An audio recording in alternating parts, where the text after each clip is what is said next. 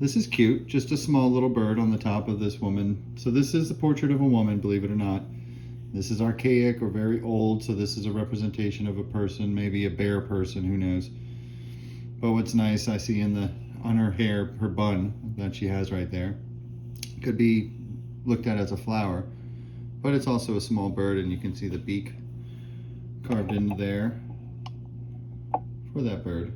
Just a little tiny bird on the head, which is common in just about every single one of these statues. We have the bird on the head. So these are the people of the bird, or at least this place was very bird oriented. But I'm seeing a lot of this stuff in North Carolina. It's literally all over the state. Maybe not on the far east coast, because that was once beach, but I'm seeing a large carving, and in the shadows there, it's helping me to see the large eye right here. I'm going to go ahead and move on to the next piece, but I think this one's a very, very nice one. This is one of the ones that we picked out on site. It's a very shiny, polished piece. Represents bird heads. Looks like a bird head to the right, with this yellow spot being the eye. We went over this one a little bit on site. I'm going to do a better job of not covering up the stone.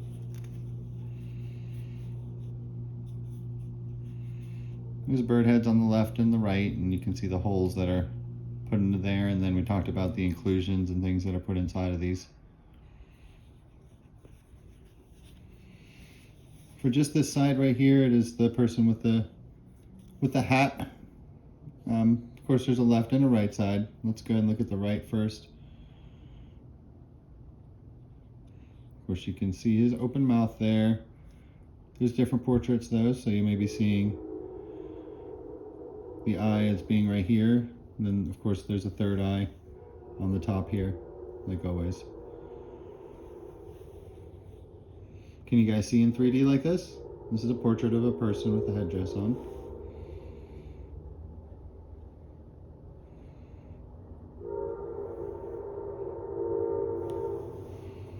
Let's go ahead and look at the left side guy. Just has a hat. Always the hat will turn into a bird somehow. I believe I see a bird just going over this way, which would make the bird hat for this person on the right side portrait. So yeah, so you can see the eye, the nose, and the open mouth there. And then the yellow beak, the carving for the eye. He might have a snake on his head, I'm not sure. It's hard to say exactly what that is.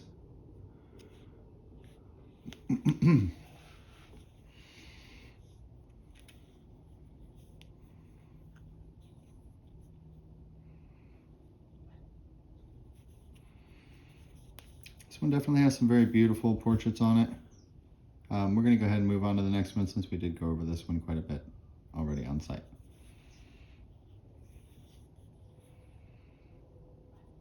You're seeing all these birds here. This is a bird with its wing down, and its beak and its eye right there. Maybe its other wing is right here.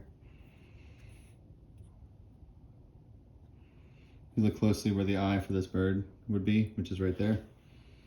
In the sun, you'll be able to see the paint and the symbol that's on this bird head.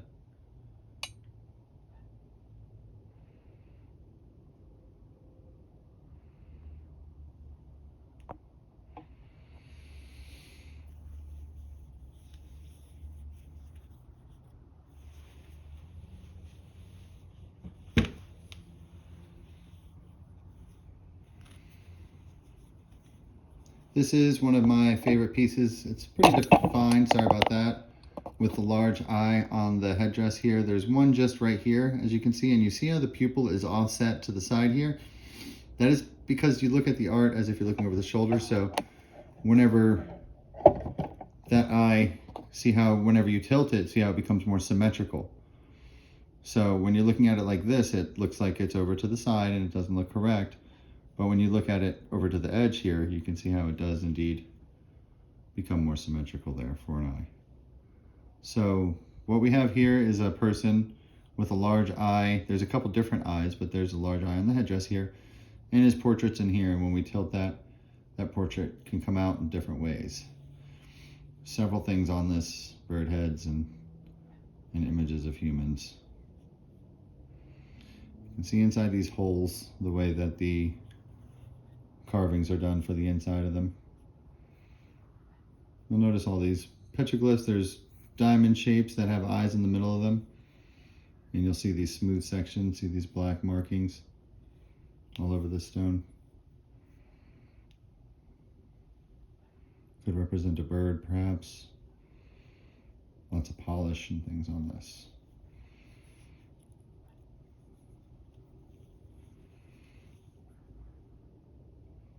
You may be seeing eyes down at the bottom. That's, of course, when we flip it. But we can go ahead and look at this left side portrait here. Actually, that's a very large headdress. I'm going to zoom out just a hair so you can see the headdress. And we'll go ahead and see if we can't get that portrait just perfect. I think that's just about it right there. Maybe like that. He can have yelling mouth as well.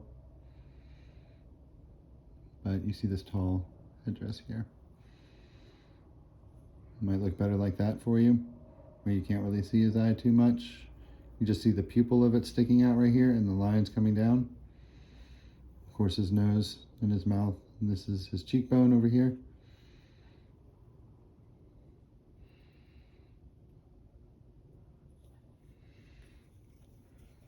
There's also some type of rhinoceros head.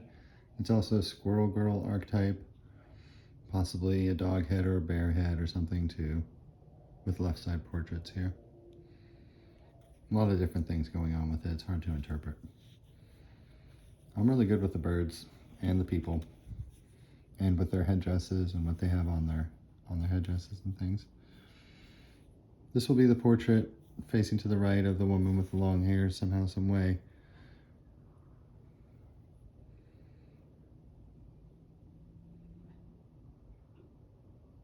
And that's getting close to it. But that's the way these work with the long hair. You guys have seen this several times on my channel, where you can pull the face back out.